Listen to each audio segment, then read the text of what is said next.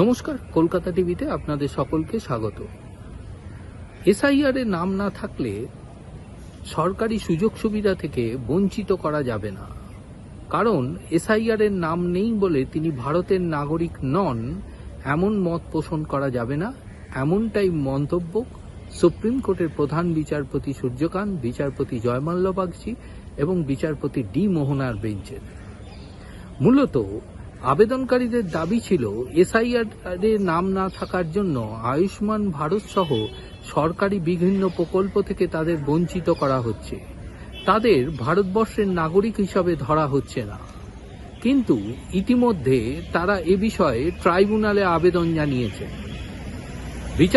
প্রধান বিচারপতির বেঞ্চ জানিয়ে দিয়েছে, ট্রাইব্যুনালে বিষয়টি নিষ্পত্তি না হওয়া পর্যন্ত বা এখনো পর্যন্ত যারা নাগরিকত্বের আবেদন জানিয়েছেন তাদের বিষয়টি নিষ্পত্তি না হওয়া পর্যন্ত তাদেরকে কোনোভাবেই সরকারি সুযোগ সুবিধা থেকে বঞ্চিত করা যাবে না। সরকারের বিরুদ্ধে তাদের অভিযোগ যে এসআইআর এর নাম বাদ পড়ার কারণে তাদেরকে আয়ুষ্মান ভারত সহ বিভিন্ন প্রকল্প থেকে বঞ্চিত করা হচ্ছে বা তারা যে প্রকল্পের সুযোগ সুবিধা পেয়ে আসতেন তা বন্ধ করে দেওয়া হচ্ছে। তার প্রেক্ষিতেই সুপ্রিম কোর্টের এই মন্তব্য। সুপ্রিম কোর্টের মন্তব্য যে এসআইআর এর নাম না থাকলে তিনি যে ভারতের নাগরিক নন এমনটা ধরে নেওয়া কখনোই উচিত নয়।